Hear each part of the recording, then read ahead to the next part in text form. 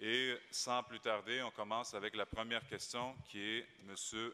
Benoît sur le financement des candidats aux élections. Bon matin, M. Benoît. Bon matin. Mon sujet aujourd'hui, c'est sur le remboursement des dépenses électorales, ou on pourrait appeler ça injustice électorale. Pour comprendre un peu les règles du jeu, j'ai fait des petits calculs, j'ai lu la loi électorale, je suis allé voir combien il y avait d'électeurs dans chaque arrondissement et je vous donne un peu ce que j'en conclus. Je découvre que si je suis candidat à la mairie, c'est annoncé depuis 2 semaines, avec un colistier que j'ai annoncé dans la salle, si j'avais un seul colistier, pas d'autres candidats, on calcule que je pourrais dépenser 427 000 $ à la mairie et 11 000 $ localement. Avec le calcul du prorata, quand je vais un petit peu plus loin, ça veut dire qu'on considère que 98 % de mes dépenses mairie, puis 2 % ville, district. Quand on arrive pour faire le remboursement des dépenses électorales à 10 candidats, si je n'ai pas 15 % du vote, remboursement ville, 98 % ça donne 0. Localement, le 2 % va être remboursé à 70 %. Donc, si j'ai seulement un candidat, au total, on va être remboursé pour 1 % des dépenses électorales si c'est un conseiller d'arrondissement et 2 % si je prends un des 2 sièges conseiller ville. Je vais plus loin. Je remplis les 7 sièges de la salle. Le remboursement total serait que de 10 %. Je vais encore plus loin.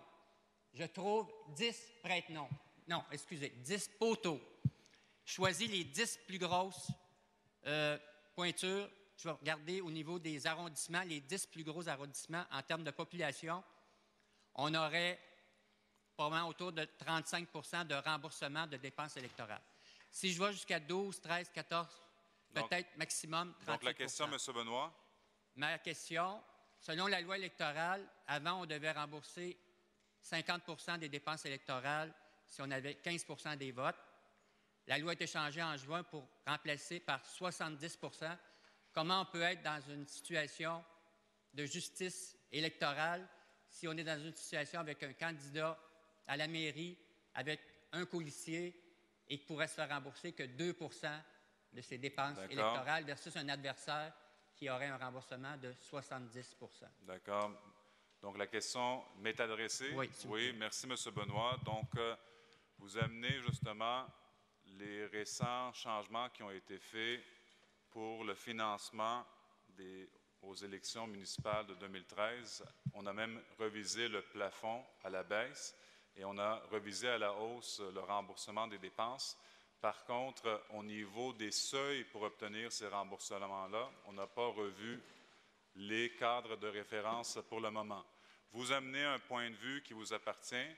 Par contre, je vous invite à formuler ce point de vue-là aux partis qui sont présentement engagés dans cette démarche électorale, mais également au gouvernement du Québec, qui est l'ultime responsable du cadre financier pour les élections municipales à travers le territoire québécois le 3 novembre 2013.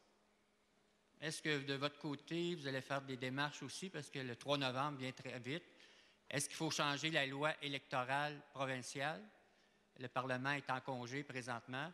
Est-ce qu'il y aurait des mesures exceptionnelles, un papillon qui pourrait être passé ici au Conseil de ville, étant donné que c'est la ville qui va rembourser les dépenses électorales? Comment vous voyez ça là, dans le contexte court du nombre de jours qui nous reste? Le compte à rebours est déjà parti. Absolument. Donc, personnellement, et c'est un point de vue personnel, je pense qu'il fallait revoir certains encadrements. Donc, on a baissé le seuil. On a augmenté le taux de remboursement si on atteint le seuil critique de nombre de votes. Mais par contre, je n'ai pas personnellement été impliqué ni été observateur d'un débat de fond autour du financement des partis politiques ou même des candidats indépendants lors des élections municipales. Je pense que ce débat-là doit avoir lieu à l'avenir. Mais pour le moment, je ne sais pas par quels moyens on peut venir adresser vos préoccupations. C'est pour ça que je vous invite à communiquer avec les groupes qui sont impliqués aux prochaines élections et chacun après décidera si oui ou non il va appuyer vos revendications. D'accord? Merci, M. Benoît.